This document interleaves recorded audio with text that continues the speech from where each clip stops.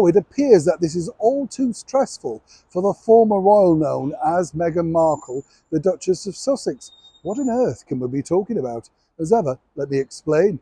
Hi, good morning. Neil Sean here. Nice to have your company as ever. And thank you so much for joining me today. Hope you're all keeping well.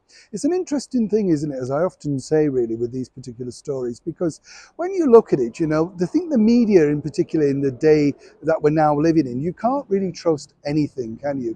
TikTok, they're all fake, those videos, and you kind of think, is this a real person? And what I mean by fake is they put different faces over, voices over things, and you think, did this person really say that or not? You've got to be very, very careful.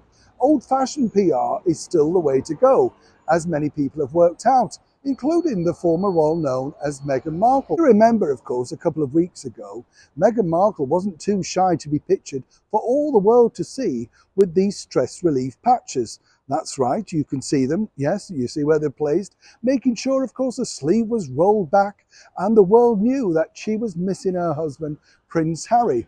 At the time, there was absolutely no reason to believe that she had anything to do or indeed was being paid by that particular brand.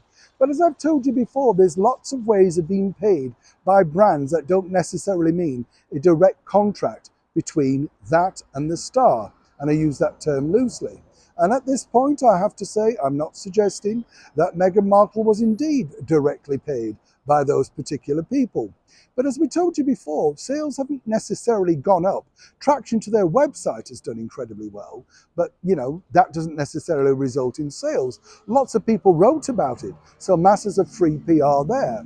But what is interesting is, while over in Dusseldorf, people wanted to ask her about these stress patches and was she wearing them and did she get nervous when she was giving one of her endless speeches that nobody asked for? Well, there was a complete blanket ban on that. You're also not allowed to ask about that catastrophic New York car chase. All of these things are put away.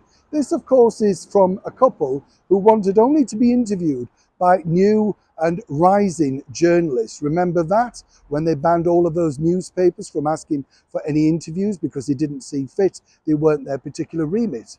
And once again, what you really find out is this, that Harry and Meghan, the stress patches, the fake car chase, all of that sort of stuff, oh no, they don't want to be held accountable for that. But they're more than happy to talk about the things that really are quite good for the brand of Harry and Meghan. And more importantly, if you're a journalist and you ask anything untoward that they don't like or simply don't agree with, then you're simply removed. And you can see that, quite literally, so often when anybody goes out of line or doesn't stick to the plot that is required. So as for the stress patches, seemingly, Meghan's stress-free. But is it down to the patches, or has she simply moved on and the contract's run out? As ever, I'd love to know what you think to this particular story in the comments below. Neil Sean in the very heart of London.